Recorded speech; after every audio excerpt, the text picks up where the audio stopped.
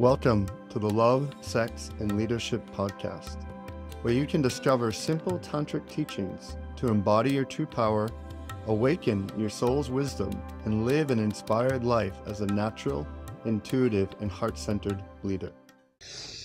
Welcome to another episode of Sex, Love, and Leadership.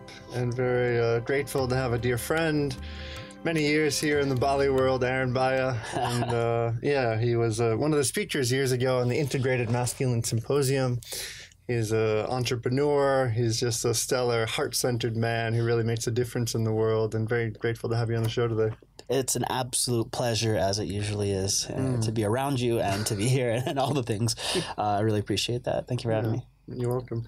You know, one of the things I first want to say when I feel you as a being, I feel this man that always has this circular energy of people around him. And when I first met you here in Bali, like, you were consciously giving back to the community. You were always doing things that were going to, what I felt, leave a legacy of love behind you. And I just want to appreciate that in you. It's really a quality I don't see in a lot of men, especially men with tattoos all over their body. Sure. There's a beautiful gift you give in your presence, brother. Oh, thank you. I really appreciate that. And honestly, it was kind of by design, because as you know of my past, but maybe others don't, like, I grew up in a rough area. I was in organized crime, and I was a drug dealer for about 6 years, 7, maybe 8 actually. And when I went down my spiritual path and spiritual journey, like, I didn't feel like a good person. And I was just like, man, I didn't know who I was. I was shifting to try to be someone spiritual. But I was like, how do I even do that? Like, what does that even mean? And all I could think of was, well, if you just do good things and be really nice to people, like, good shit will happen around you. And that was just like, okay, because that makes sense. That made sense in my head. I could intellectualize that. So I just consistently wanted to do good things and do good things for people as part of just like my social experiment. And my life turned out really cool because of it. So all these amazing things just started happening around me, and, you know, all the businesses, launches, and all of that, you know, having a big social network. It was because I just consistently was like, okay, what can I do that's going to be helpful? And then also it's going to be impactful anywhere that I go. Like any place. When I just moved, I was in Canada for the last year before, after my motorcycle accident, and I just started doing it there. And started doing the exact same process. Okay, I'm here in this community. Who do I want to connect with that's doing some cool shit? How do I serve them? Okay, how do I serve the community? How do I bring people around me? And I just do the same process like anywhere I go. And it really works. So I got like a little formula just for that, just to build a cool life. It's like, amazing. Be helpful. So really what I hear in that is a conscious question every day of how can I be of service? Yeah. How can I support others? Yeah. And it's selfish for sure, because it's like, how can I do cool things that, like, with people I want to be around?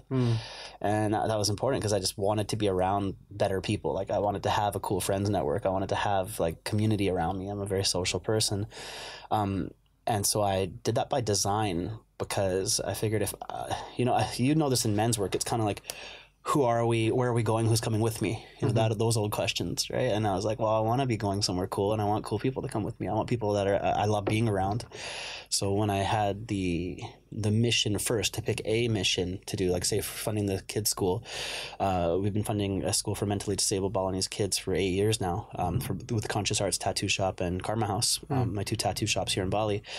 And as soon as I like picked a thing to do, then I could find out who's coming with me, like, who am I bringing with me? And that would be much easier than to like create community, but like being the fire starter first. And I'm sure you feel this so many times with like different events or different leadership things or just anything you're doing. It's like, well, pick something to do, like pick a thing, and then see who comes, or pick who you want to come with you. Yeah.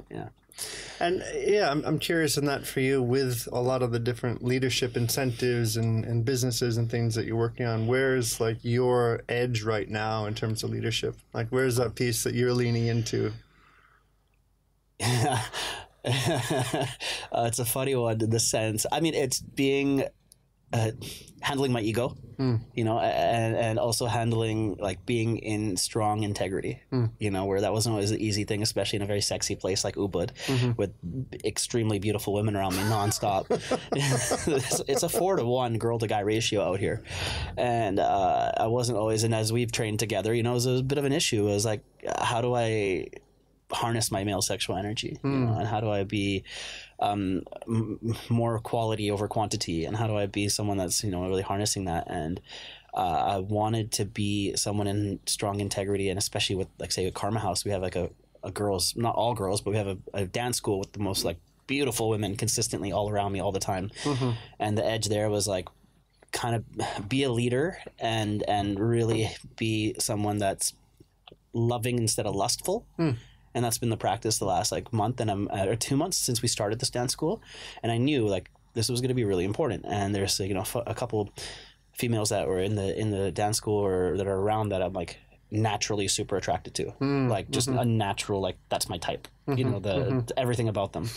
And I was like, oh, this is dangerous because like, I need to be a boss. But there's this natural primal, like she's funny, she's sweet, she's beautiful, expressive, and it's like, oh wow. And it kind of reminds me of an ex-girlfriend of mine a while back that we both know. So there was also trauma.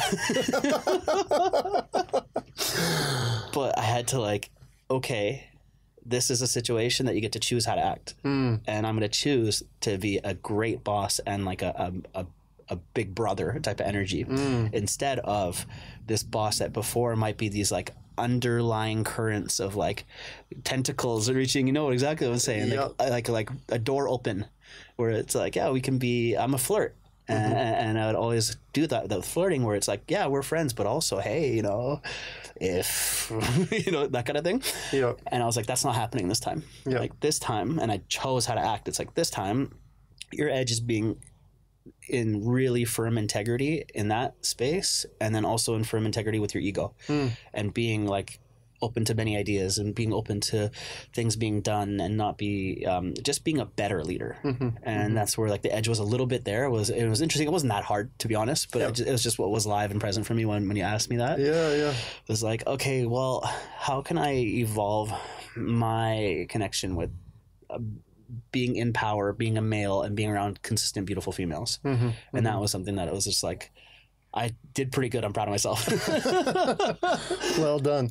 Well, I love this theme because I feel like this is an area in the work world where sexuality and leadership often have like gray lines, you know, and for me, I'm a male tantra teacher in the world. It's like the grayest possible. It's like the gray, you know, I show up in a world and immediately there's often 1,001 projections even before I've said hello. You know, so I've come to recognize that also from the place of realizing that requires a certain level of integrity and clarity, and to hold like your sexual body, but to not allow that to get in the way of the goal and the business and the drive of where the creation that's happening there sometimes does get in the way. And this is often where you see gurus gone bad and things that, you know, get into power. And then if our erotic body isn't integrated with the power dynamics at play, then that is what, oh, it's just another person, you know, utilizing power to get their unmet sexual needs met. Exactly. And I feel like sometimes these, like,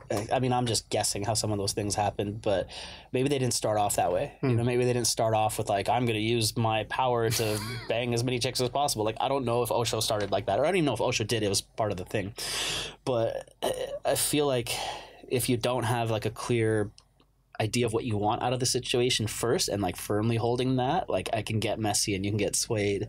And I just thought what I want out of this situation is respect. Like I want to make sure that I have respect, and it's difficult. I mean, especially in like this Me Too movement, especially in these, like, it's never been more that, hey, there's an eye on, we need to act properly, and it's a good thing. And that's great.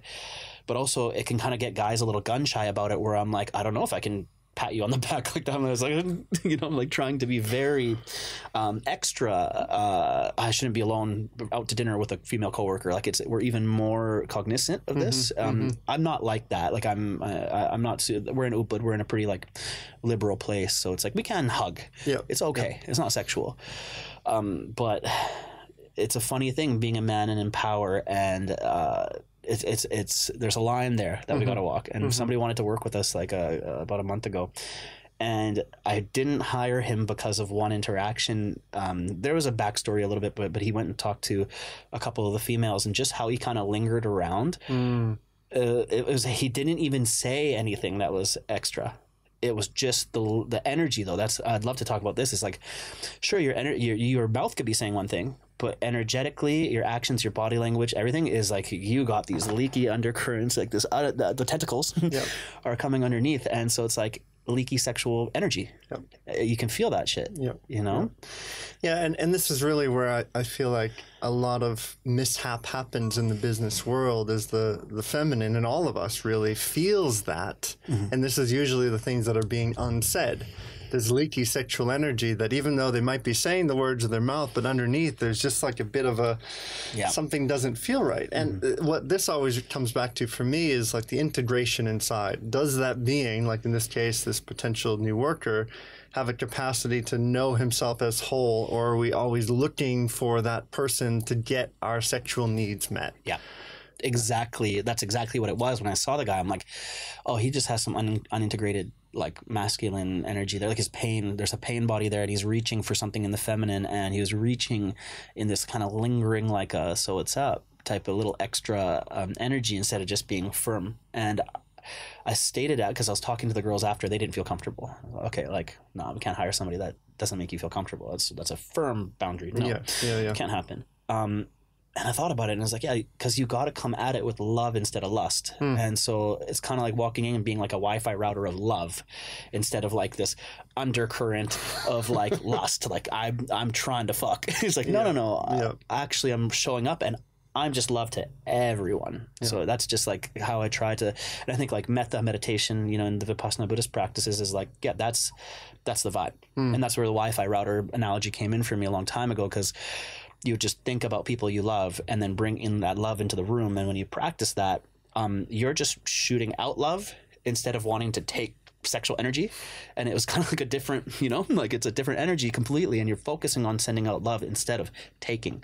And it's that taking energy that's repulsive. It's that taking energy that people can feel, you know, it's that taking. But if you're just showing up and you're like, I'm just kind and happy to be here, like it's a different energy completely. So what I hear in that is that neediness that's underneath the belly, that neediness to try to get something that someone doesn't have inside of them. And, you know, I think in any situation, a woman can feel that. If that needy little boy inside that's like, love me, please, please. I used to be that guy, like, not that long ago. Like, guys, don't think I'm like this totally healed. Fucking hell, man.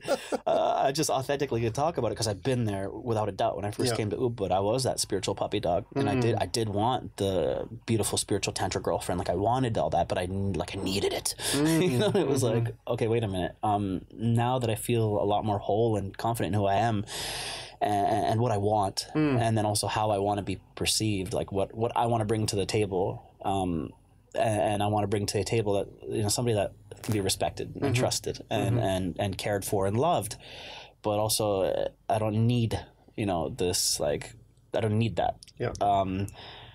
Maybe it comes with age and time on the clock because I was, you know, it's like younger and dumber. But I think there's also practices that, you know, you definitely have for this, and that, you know, we could give insight to that helps you just be a bit more sure of how you want to walk into the room, and that way you're not leaking these sexual energy, and, you know.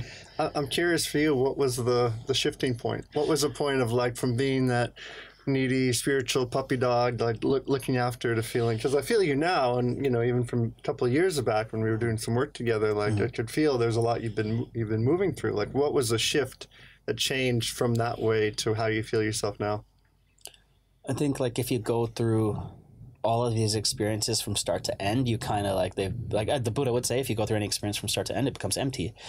And in the sense that you've run it the full circle of it. And so I feel like I did the Ubud spiritual puppy dog guy fully.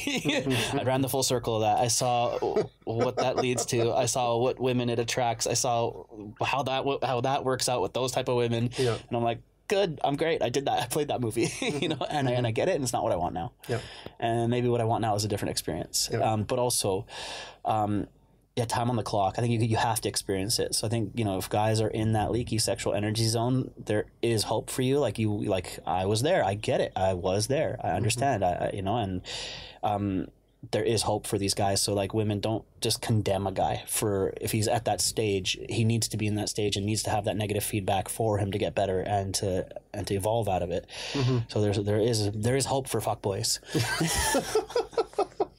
there's hope for us. And, you know, I love this conversation. The other thing that I want to speak into, because you mentioned it briefly before, it's like for a man to be in his power, in his strength, into his certainty. In one side, there's a whole, you know, humanity of women that want a man in that way. But at the same time, there's the edginess of being there. It also really want you to feel the softness and the tenderness. So where do these two lines? Because when I see you, if I didn't know you, if I see you, I just see this like tattooed, you know, badass sex, you know. You'd have your hand on your wallet. Yeah. Whoa, what's going on here?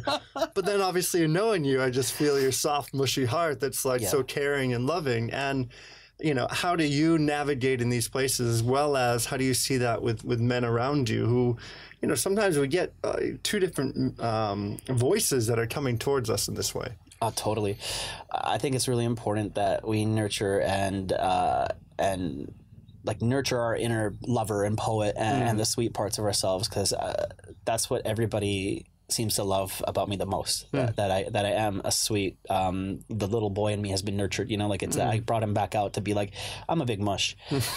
But I'm also a black belt kickboxer, and people can feel safe around me in the sense that I've also made real good friends with my inner warrior. And I think men need to do that. That we need to be friends with our warrior and handle our danger, like harness our danger and nurture our danger in the sense that like we're physical, we're vital, you know, we're learn how to fight, like learn how to tie knots on ships and shit. That's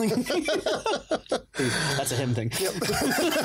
But do some manly shit. Like you should be good at manly shit. It's important, but also, you know, be okay saying you love other men, being okay hugging other men, being okay loving women and expressing that love. Like be okay with this, because we need both. Think about like samurais, you know, they would be calligraphers and they'll chop your head off. They're like Renaissance men, you know, they're like sculptors, but also I guess crusades. I don't know that much about Renaissance. The time's off. I don't know. I'm not a history guy, but you know what I'm saying. It's a balance of being able to be both tender and soft and being receptive, as well as knowing how to penetrate and be firm and be the strong one. Be multifaceted. That's sexy. I think women love that when they see that, you know, a guy can be sensitive, caring, intelligent, you know, considerate, but also he's a badass. Like I think that's the holistic, well-rounded whole human. Much like, you know, we love a woman deep in her feminine. Like I'm much more into women who are in their feminine. I can be in my masculine, but I also want her to have some masculine qualities in the sense of, you know, not like a mustache. I'm talking about like, you know, like, you know, like women with mustaches. Yeah, it's not my jam. I was like organized or ambitious, or, you know, like some of the more masculine traits, as they'd say, you know. It's important to have that balance. And I wonder where this calls into play with having leaky sexual energy as men. Like, do you think it's because there's that need? You mentioned that, and I really found that interesting. Like you mentioned, they're searching for something. So if you have, and women have leaky sexual energy too. Like you see it all the time, and in the Ubud spiritual community or just general spiritual community as well, there is that like leaky goddess using her sexuality as a way to get attention. Like that's a thing too. And do you think that's the inverse of like the guy that's like, hey, what's up, baby, and the girl that's just kind of like, like, you know, really wanting to be seen but needing to be seen? Like are those the two? I think they definitely complement each other. Often that part I see in female bodies looking for attention is typically, not always, often a daddy wound. You know, from either not being loved and feeling abandoned, and then seeking validation through the masculine on the outside. And it always returns back to, from my side, like, is that human knowing both sides inside of themselves? And in the sexuality, especially when a woman is often looking for validation and looking for sex and all these different pieces, underneath that is usually a deep insecurity. So deep, like, can we be alone with ourselves without needing something on the outside? And this also I want to draw into around love. Because love is, you know, when we tie it with sexuality and leadership, it's like love is to me, this place where so much can birth from. But if love isn't an inside game, if love isn't there, then there can be perpetual relationship patterns that are repeating themselves. And I'd love to hear from your own personal journey. We want to go there. Oh, yeah. So I think a lot of people could resonate with it. So I'd definitely go there of having the same type of relationship patterns. And I'm really fucking good at 3-month relationships. I'm so good at those. I nail them. And I'm really good at breaking up and being on good terms after. And we're sweet and we're friends in the community. It's all good. And it's like, it starts off and it's a super deep, beautiful, intense love bombing 3 months where I'm taking them on vacations and we're doing all sorts of cool shit. And like, it's beautiful sex and exotic, places. I'm good at that. I nail it. I'm really good at that. Part of what you taught me in, in the male one-on-one mentorship, I'm really good. But I'm just joking, guys. But the thing that I'm good at that. But then when it would get past the honeymoon stage and it would get past and the person, you see them more as a human and you'd see them more as, they'd come down from the pedestal in your mind. And, you get past that next stage of like, you have a few arguments and I would get into my avoidant patterns and I'm too busy for this shit because I'm super busy, and if it's not super loving, bubbly, love bombing, honeymoon, intensity, I'm like, So I was like, okay, wait, what's going on here? And so this is what I've been working on recently in the last little while, is that pattern of consistent needing extreme sexual sensation or love sensation. Like, it has to be over the top infatuation, or that be more in like a wholesome, loving, long-term switch. And this is another reason why I changed actually what I want and what I'm looking for. Enough times you do the same thing, you're like, okay, man, let's try something different. Kind of over it. Let's try something else. I did that experience, many and I was empty, and that's another reason why I think the Upa dancing goddess type doesn't quite do it for me anymore. They're incredible, they're beautiful, but I see them as like gorgeous, but not my jam. And that's been helpful in these situations because they're just not exactly what I'm looking for anymore.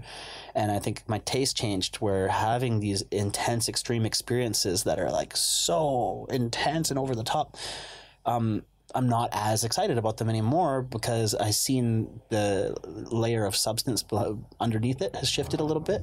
So even my love languages are more like acts of service now than it would be, some of the other ones, like words of affirmation. Because you can say lots and we can have these big experiences, but really, are you showing up when we need you? Like, are you there? Are you down to ride? Will you be wifey? And so I think that's shifted a bit for me. But sorry, I went off on a tangent. No, I love it, and I'm curious. You mentioned wifey.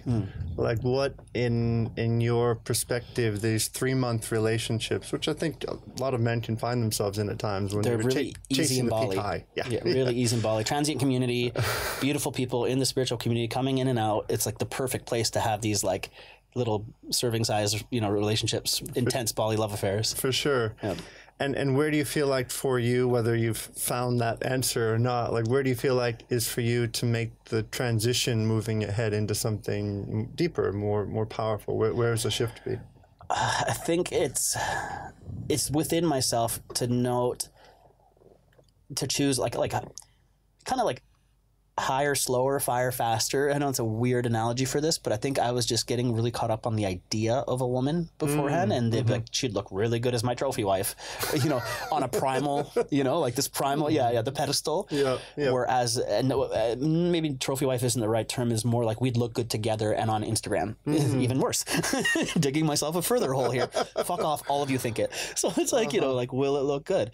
And now I'm more so, will we be good together in 10, 20, 30 years? Like, will I be able to be okay with this person and we can become best friends and we have that deep relationship? We're opening up a chai bar at Karma House, right? And we partnered with a Indian restaurant called Curries and More. And Deepak and Anisha are the owners. They're a couple. And they're so cute how they move. And maybe I'm a little traditional, I'm Indian, but seeing how they like are devoted to each other and how that moves is really sweet. And I mean, I'm seeing that. Actually, I'm like really enjoying that. Like, I'm like, wow, just how they're really good at being married to each other. Like, they work together. They're with each other all day, but they're just smooth.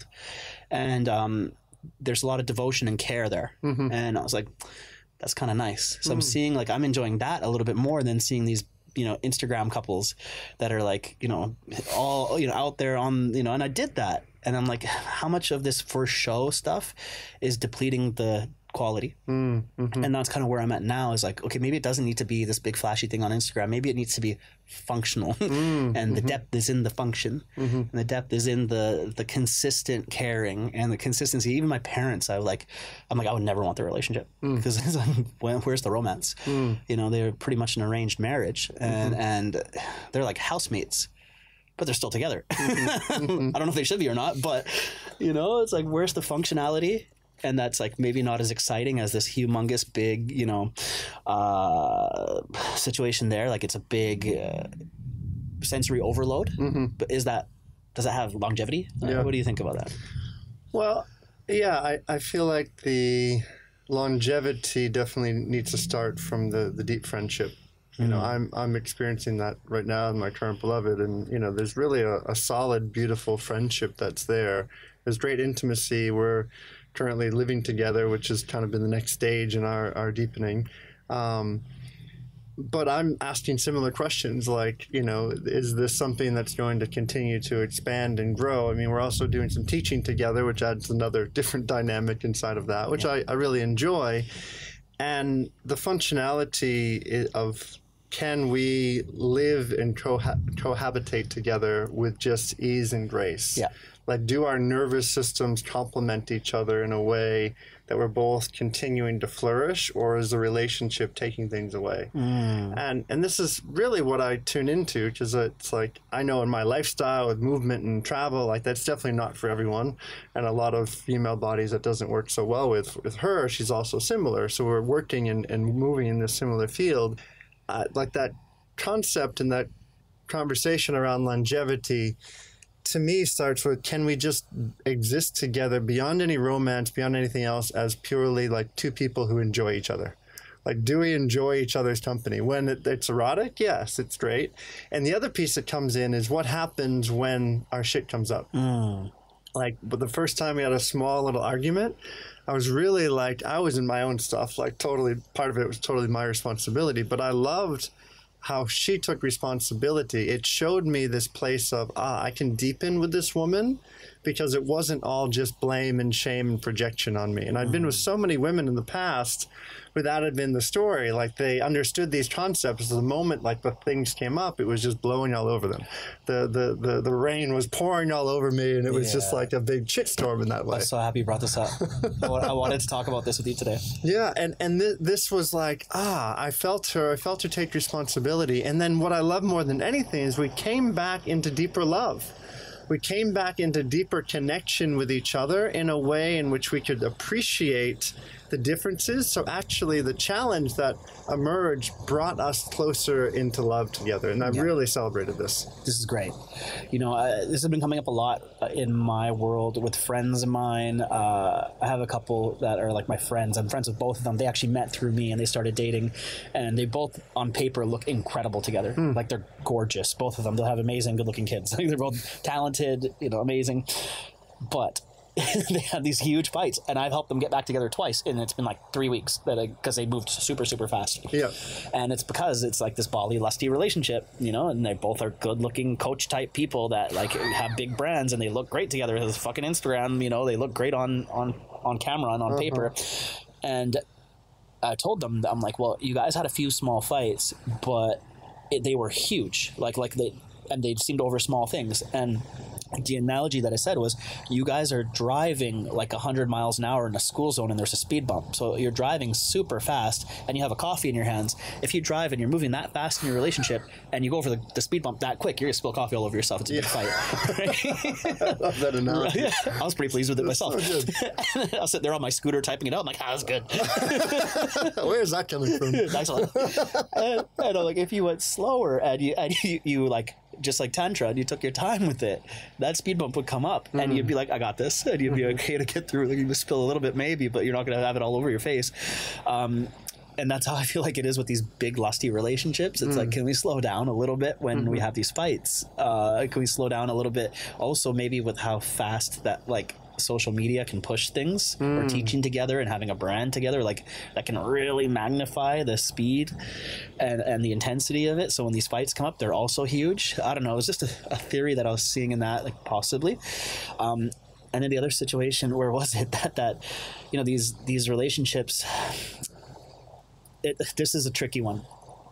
How far is the feminine allowed to express herself before it's abusive? When we're saying in like, I need to express my anger, and I need to be able to have a place to express my anger. Also, please don't swear at me. Like, also, can we have some rules here? Like, I don't want to be yelled at. I won't yell at you. Can you not yell at me? So there was like this interesting thing where it was happening with a friend of mine, and this past relationship that I was out of a few months ago, and I had a partner, and she had definitely not taken a nonviolent communication class. Let's call it like that. Yeah. You know, and she grew up she came from Vancouver, you know, kind of similar friend circles as my past ones, and it was just like not a chill way to fight. And I think that's super important, is like, cool, we can have great sex. How about how good are we at fighting too? So I don't want to be screamed at. I will never swear at you. I'll never scream at you. I might have strong words in the sense of like holding accountable or arguing, but I don't yell. And is that okay to express the same thing? Or are you hindering the feminine's expression? Yep. What do you think about that? Well, the piece that comes up for me with both of that, like the feminine definitely wants to express. My biggest learning was always pushing aside the crazy bitch inside of me. Yeah. Onto the woman on the outside. When I got to know that one inside, I was like, oh, this makes a lot more sense. But now, in knowing that crazy bitch in me, like when issues come up, I generally, and I say this quite, like, not confrontationally, but quite clear. I say, in this situation, I'm going to basically give two options. One option, you can yell and scream and do whatever you want to. I'm just going to shift into full like Shiva mode. That just, you can say what you need to say, but I'm not going to take it personally because I've created the context for it. That's one way of doing it. But what I'm not doing is us trying to have a logical, comprehensible conversation when there's a bunch of emotions underneath. That never works. This is good. It never works. That's kind of one side. The other side is I say, I'm going to go take what's been moving for me. I'm going to go to my bed. I'm going to move some emotion. I'm going to probably hit some pillows. I'm going to move my emotional body, come back into loving resonance inside myself, so I can do that with you. And if you want to do that, you can do the same. Those are the two options. I'm not open to being your punching bag. I'm open if you want to, but it's going to be a very clear context for probably 5 or 10 minutes. You're just going to, we'll put on the timer and you can say whatever you need to say. I'm not going to take it personally, and I know it's just what's arising, and I'm going to tell you I'm going to give you that space. And what I found is that allows sometimes that part of the feminine that just wants to fully release and let go. And it's like, okay, great. I can't do that all the time. But every once in a while, I'm okay to do that. I do that in workshops sometimes. I do that, you know, in my work. I'm happy to go into that place, but I want there to be a clear contextual framework, because that's what makes things better moving forward. 100%. Because on one end, it's like, well, we should be a mountain. Like, we should be able to hold space for the feminine's big experience and emotional, but also like, another reason why my recent relationship didn't work was I had an intensely stressful workload, and we were doing long distance. And so she went back to Vancouver and I was here, and I was selling one of the businesses, and the business sale flopped 1 month before the lease was due for 4 years rent. So I had to pay 4 years rent up front. So instead of making $250,000 or something, it was like, cool, here's pay 50 G's. You're like, fuck, that's the opposite of cool. that's the opposite of what I was hoping for. So it's like, that's not fun. And then also the other business, Karma House, I had a management team running it, and they pulled out. So it's like, here, manage this business plus the other one, plus so I had like an extremely heavy workload piled on my plate. And I was like, oh, this is a lot of work for me. So I have a very low mental bandwidth right now, and I don't have time to fight. Like, I don't have the space for it. And I asked her, can we please not argue right now? Like, I literally don't have the bandwidth, and I'm under intense stress. Can we have things be easygoing? And she took that as like emotional abandonment. And I never blocked her. I never ghosted her. I just said, like, you know, there'd be times where I need to focus and work for 4 hours. Like, I need space. And she would take that as like pushing her away. She had her own abandonment issues. She had her own wounds. And so that triggered her wounds. And so then it was like, well, how much of that's my responsibility? Like, I have to work, right? Of course. And so maybe I could have worded it in different ways, but I felt like I used a lot of my tools, and I tried really hard. Pulling all the ones off the belt. I tried so many of the tools, but here's the thing: when my bandwidth was really low and I'm very stressed out, those tools are coming out kind of jumbled. Like I wasn't at my highest to handle it in a way of like, let's create context, let's create a container.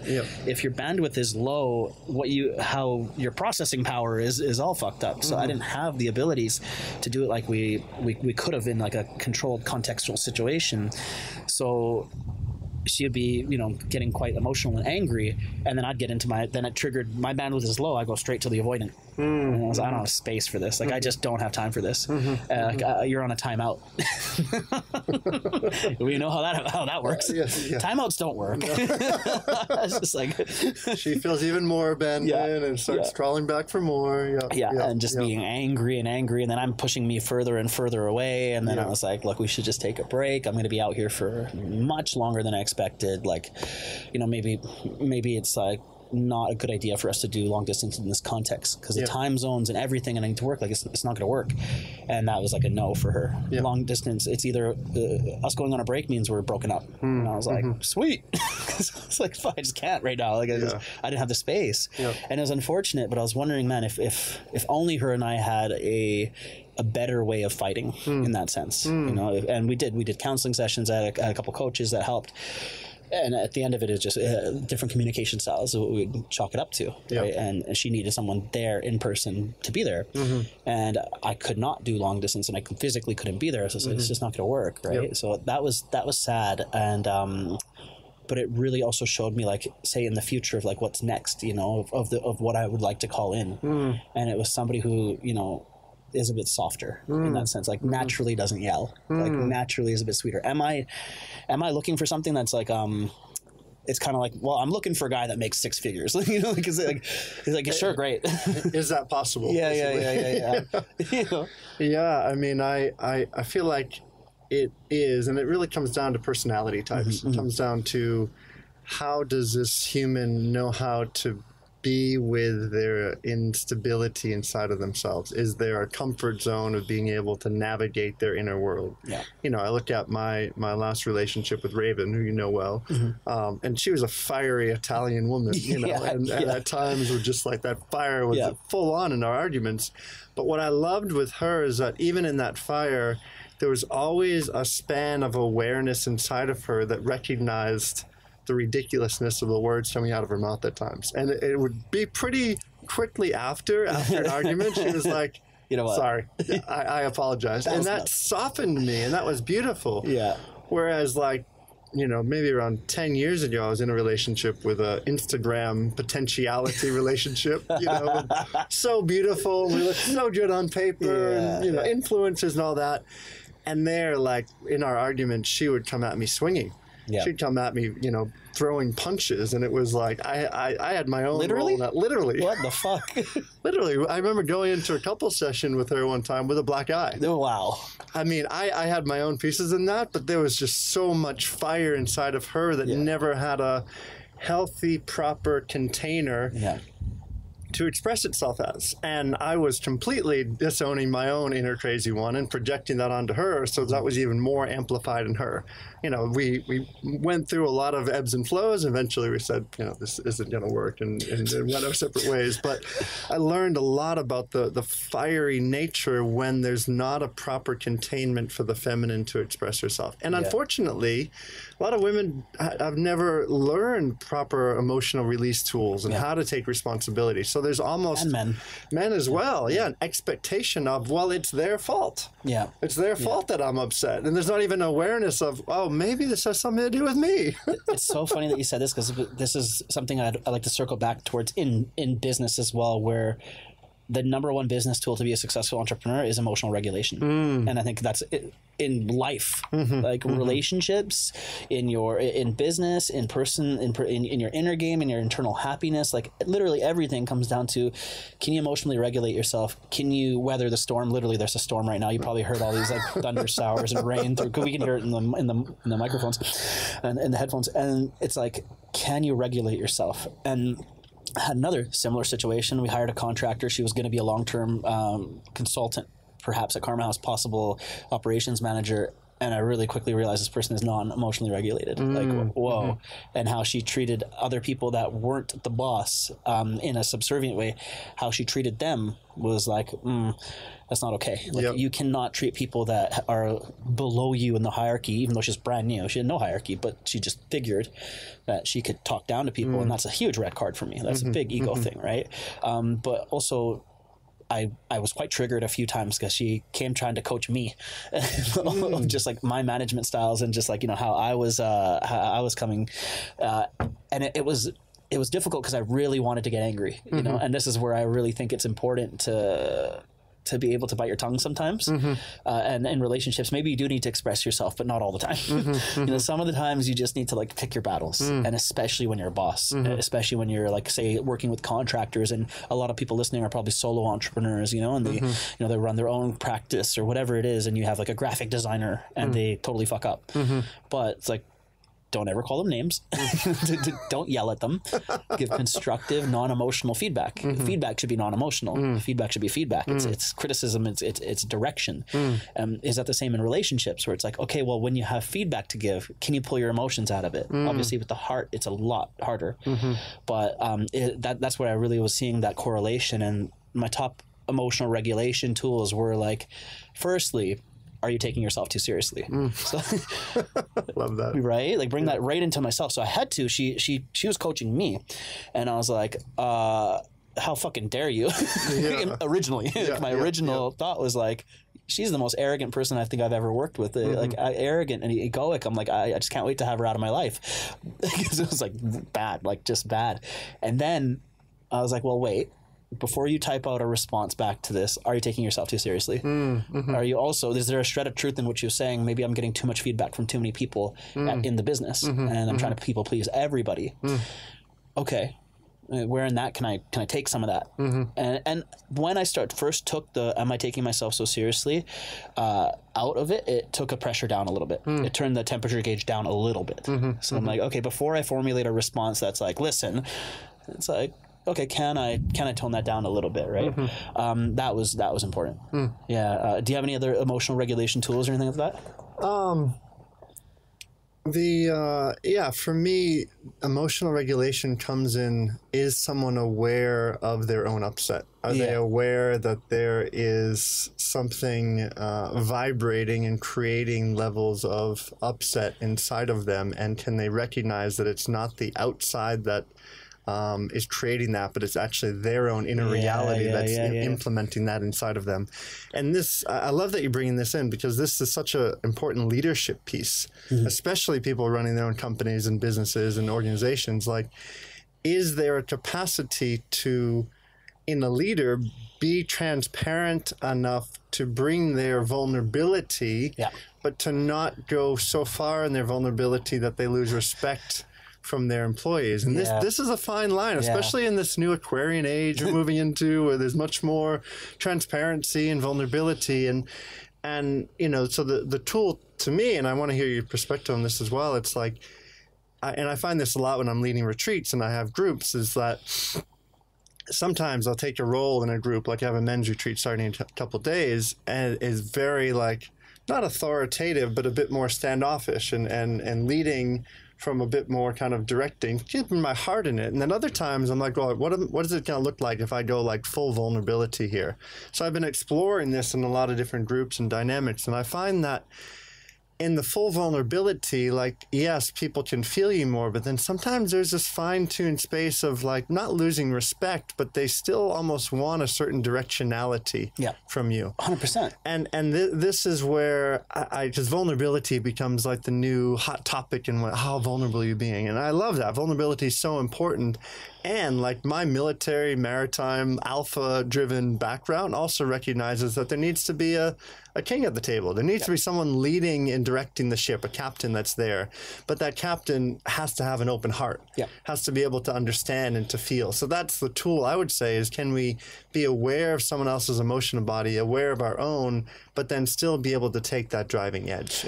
Yeah. If this is a great point, I really love that. If I went to go say, okay, let's pick Osho because we brought him up earlier. If I went to an Osho retreat and he started talking about his taxes, I don't give a fuck about your taxes. Teach me some shit. Like I'm here for this. The context of our relationship is you're a leader teaching me something.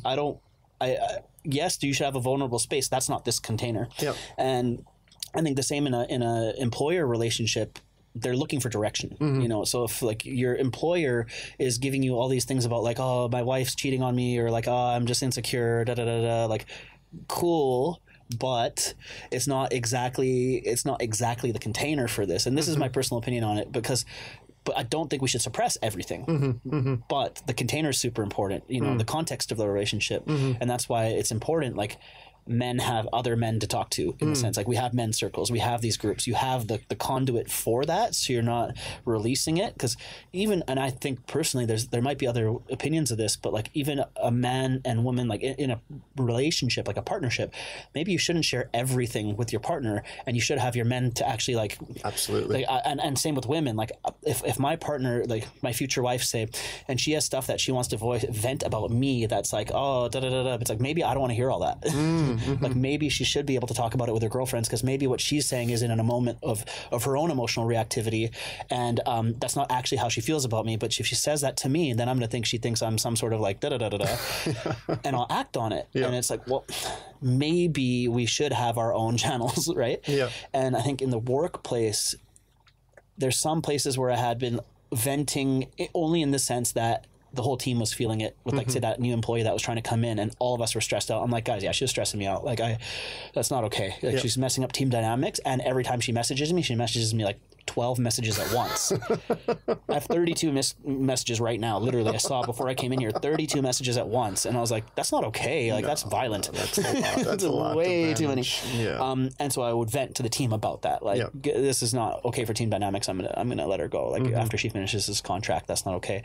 But and then in a relationship as well, like, we should be very vulnerable with our partners to an extent, to a degree, but maybe not everything needs to be.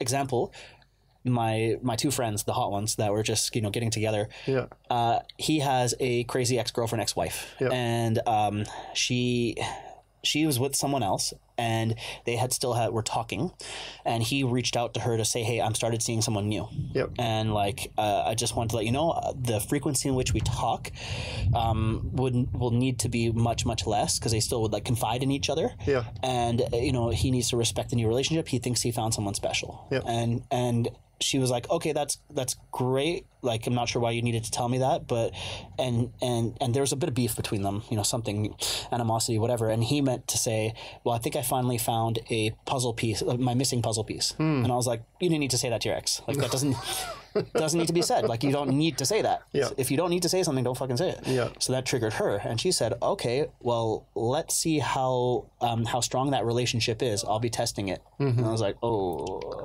no, look at the fire you just started. Yeah. Okay, could have just left it there. Yeah.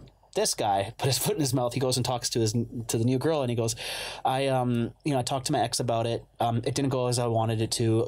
I did block her, but she also said she wanted to test the relationship. So then he's venting his emotional space. He's stressed out that his ex was doing this, but he was stressed, and he vented this key information that would, of course, get into the new girl's head. Of course. That information does not need to be passed. No. Keep that side. Tell it to me. I'm your boy. Yeah. We'll go train together and talk about it. Yeah. But don't pass that information along, because you're venting, trying to be vulnerable, when it's going to cause violence to her head. Yeah, it's what I hear in that is this line between, like, sometimes people utilize vulnerability to try to create closeness, because they're actually not willing to confront it inside themselves. Interesting. And there's a vulnerability there, and it's almost easier to offload it. Oh, but I'm being vulnerable and sharing, but they're not actually dealing with the deep, like, place within that's being rattled. Yeah. Yeah. I think we got to like process some stuff before we share, and then talk to your friends that you're okay being an idiot around. Yeah. Like, your friends that you can be an absolute idiot around, definitely talk to them. Like, you and me could say some shit to each other. We've had years on the clock. I could say anything to you, I believe, and you'd be like, yeah, fair enough, you're kind of being dumb there, Aaron. Like, thanks, like, appreciate it. Still love me, awesome. It's like, that's important. Those relationships are super important. Yeah. But when you're talking about relationship like an employee, it's like, can't do it. Yeah. Don't say it. Don't do it. And then you're talking to like your significant other, or especially if it's not like, relationship, any relationship, but I think in your one especially, you got to be careful, I think, in those situations. I had a moment the other day with my new beloved, and we were talking, and she really was trying to talk to me, trying to get all this stuff out of me. And sometimes I'm just quite silent. Like, I'm happy to talk, and I talk for hours and days, and I'm teaching. And eventually she turned to me, she was like, I really get it. Men are from Mars and women are from Venus. Like, I realize I should just talk to you, like my girlfriends, about this. I'm like, yeah, I don't need to be your like scapegoat for everything. Like, it's actually great you have girlfriends because they're going to give you a different perspective. And the point inside of that for me is that so many people make their relationship their sun and their moon and their Mars and their Mercury and their Monday, Tuesday, Wednesday, Thursday, Friday, everything. Yeah. And then they're like, why? No wonder why there's issues. There's nowhere else that there is. So we get too inundated with our partner's stuff. To steelman the argument, like benefit of the doubt, what do you think about then if some girls go to their group of girlfriends who are obviously on her side, and so maybe she's the one that's at fault, and then she's like, this is what's happening, but obviously frames it in her point of view to her girlfriends who are on her side, who then give feedback to her like, he's an asshole. Like, well, I would say that they're probably not a very good girlfriend if they only take one side. True. And this is where this like gossiping, collusion of the feminine and blah, blah, blah, blah, blah, blah, blah, and, it happens. And then a good girlfriend for that woman is actually going to be the one that's going to point the mirror back at what's coming up inside of you. Exactly. Like with us, like if I have a friend that will tell me I'm being an idiot, it's like, those are good friends to have. Absolutely. Have those friends that will tell you, like Dave from the Astana meditation, Dave. He'll quick to tell me I'm an idiot. Very quickly, for fuck's sakes. It's a good friend. He's a great friend. He's such a great friend, it hurts. Yeah, for sure. But I don't think I've grown anywhere else as much as possible ever with a couple teachers that I've had and close friends that have repeatedly told me I'm being an idiot, like in the sense that they really were okay telling me that.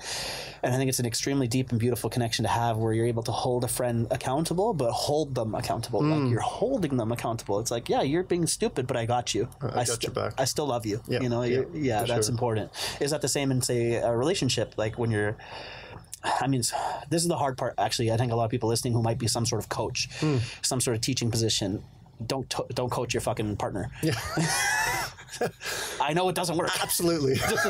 I've learned the hard way. You cannot coach your partner, and it's really difficult. Or be a boss. If you're a boss and you have a couple businesses or something, or a business, and then you come home as the boss and you're ordering people around to do things, it's like, that doesn't work. And I've been told multiple times by ex-girlfriends, like, hey, I don't work for you. And I'm like, well, you kind of do. I pay for everything. No, I'm just kidding. I'm just kidding.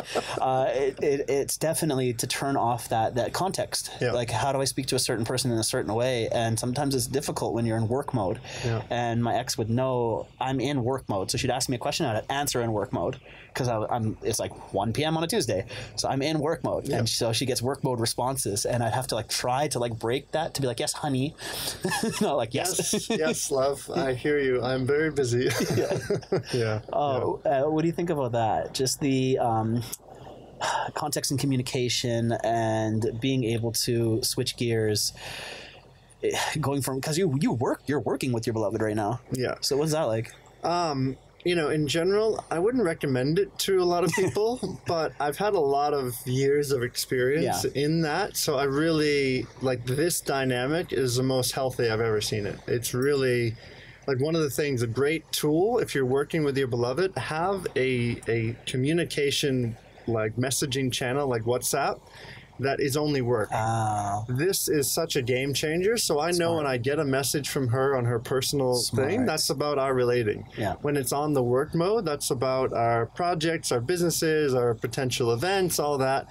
And it puts my mind in a different context. If anyone listening could make a change in that dynamic, if they're doing that, that's the best thing I've done. Genius. Yep. That's great. We literally just did that for Karma House. We had so many chat groups, and now we just have, Slack is going to be for the chat for work. Yep. All the other ones can be social between the people there, but we really needed to do that, and it was a quick game changer. That was actually, I felt instantly pressure off. So again, context. The context matters.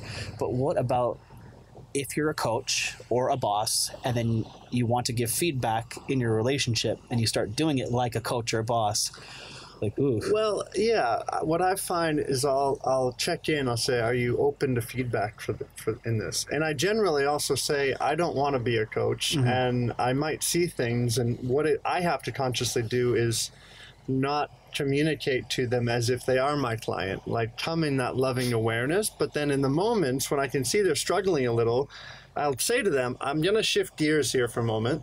I'm going to communicate to you as if you were a client just for this amount of time. Is that okay with you? Do you want that? If they say yes, then yes. If it's no, no. I want to make that amount of time small in our relating, because the other thing I've fallen into is almost having that more of the time of our communication. We're processing, and I feel like I'm just working with another client actually than my beloved, who I can open and be intimate and connected with. So in people in that dynamic, just have a very clear, are you open to feedback? And if I'm going to share feedback, this is for a short amount of time.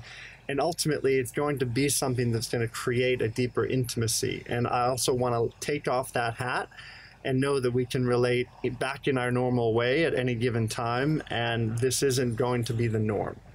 That's how I've done it, and this relationship now, I feel like it works. You know, we're fine-tuning our way. We just taught a workshop this past weekend together, flowed very well. Like, there was this beautiful collaborative flow that was there. We both supporting one another, and we're able to have the business conversations at the end. We had a 2-hour breakfast kind of on a feedback of, oh, what could we done better? And it was really beautiful at the end. Close that, and then we move forward into our relating. So it just requires a lot of context along the way. I like that. That's pretty good. What do you think? Is it condescending or not to be like, hey, I noticed you had these issues. I have this friend Aren who could help, or I have this, like, because obviously we have so many friends in the field. Yeah. Like, I have this friend Margot. Like, you should work with her about this, and this. Like, well, I also, like, for example, when I published my book, I had so many women that were like, "Oh, I'm gonna buy it for my man. I'm gonna put it in his face," and I was like, "That's what I mean." Yeah. Yes, and there has to be a willingness. What I find works is if a partner recognizes, or if together you recognize that there needs to be a solution outside the relationship, then you might say, I have some suggestions for you. But then let them be willing, rather than pushing it down their throat and saying, you need to contact them. And I see women do this all the time. It's like they're trying to make their man better. And the man's like, I'm not actually ready or willing for that right now. I had the similar situation with deodorant happen. Tell me more. Oh, man. So that hire that, like, I got to get out of my life, it was difficult. And, it was a female, and she smelled really bad. Really strong BO, like strong BO. And everybody was feeling it. The Balinese staff, literally everybody in the room, and it was not just once. So maybe one time you forgot to put it on this morning, and it was hot outside in Bali. Sure. Yeah. 4 times in a row, it's like, no, you smell like you're just smelly. It's not okay. And I'm a male boss. How do I tell a female, like, hey, like, maybe you could try smell like deodorant and try, how do you say that to a woman? She's older than me too. Like, how do I communicate this? It was difficult. So I asked, and then I asked one of the females of the group, like, can you talk to her about it? Because, like, everybody knows, right? Maybe a woman to woman thing. And so she was like, hey, they have these crystal deodorants at Alchemy, like, they're pretty good. And she was like, oh yeah, I've seen them. Yeah, what a cool thing. Oh, you've seen them? Have you tried them? And it was like, how do you, like, if someone's not open and willing, like, without offending or jamming it in their face, it's kind of like, we're only going to take the advice when we're receptive. And receptivity is super, super important because, we teach different things, of course, but there's some intersections where, like, emotional regulation, emotional intelligence, connecting with your mind and things like that can overlap.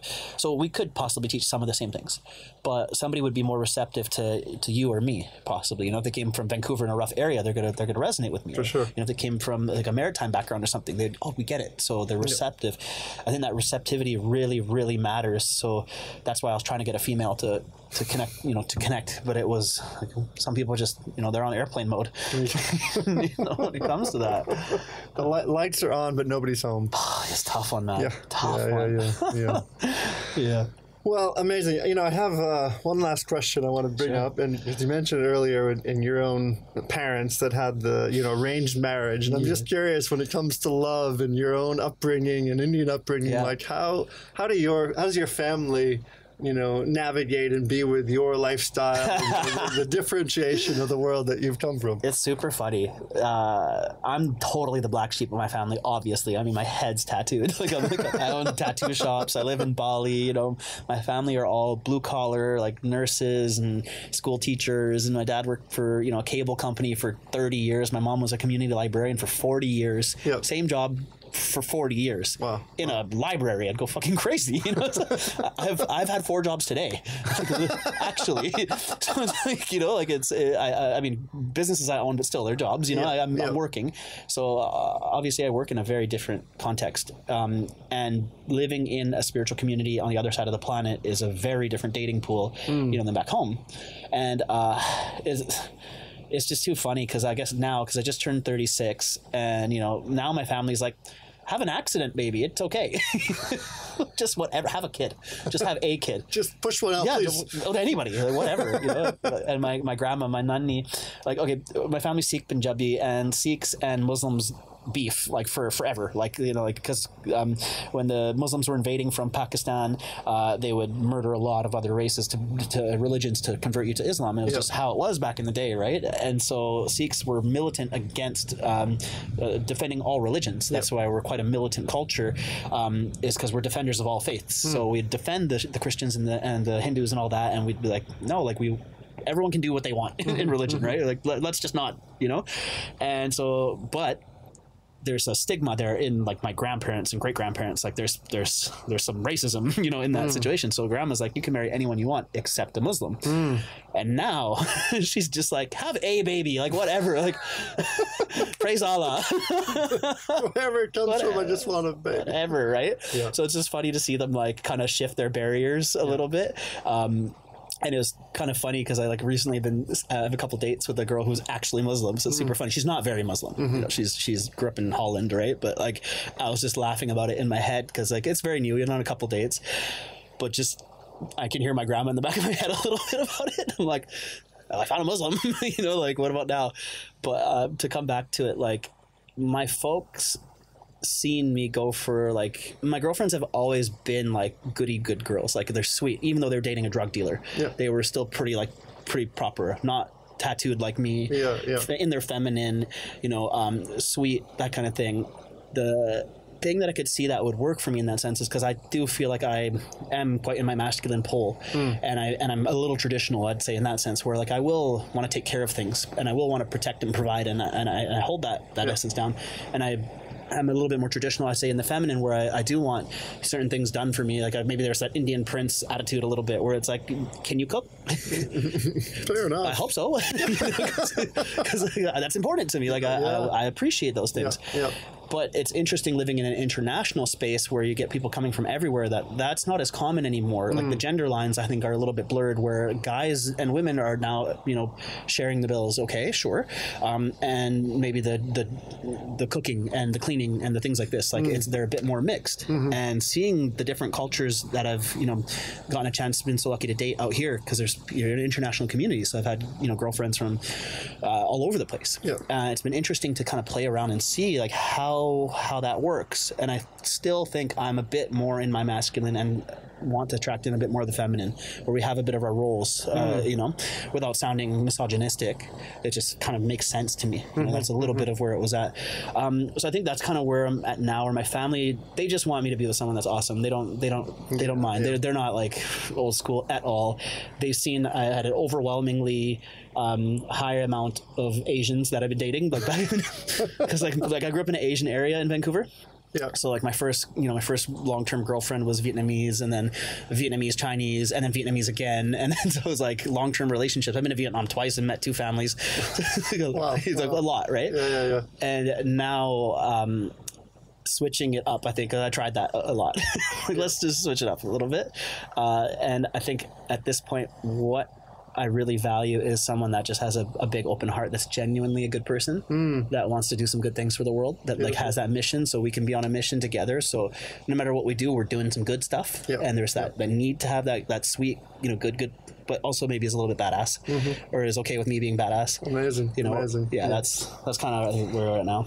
Beautiful. And last question for you. So you're 36 now. If you were to go back 10 years to your 26-year-old self, oh God, what would the 3 things be around sexuality and love that you would tell your 26-year-old self? Oh, wow. That's interesting, because that was at the time where I was trying to get out of the dope game. I still wasn't out of it yet. My weekends and sexual activities would be like a weekend music video, like just sex and drugs and, you know, MDMA and lingerie, and, you know, it was good times. Good times.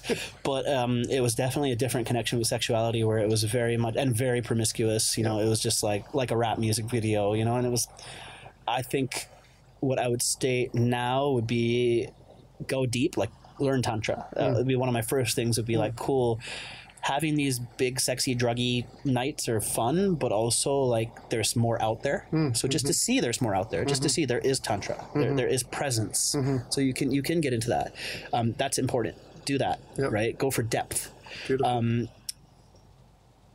Meditate, like actually just meditate more, like really be, and meditate with your partner, and be out in nature, meditate with nature, you know, like have your sexuality be also connected to God and the planet, like what's around you. So yeah, that's special. Do that. Like try that.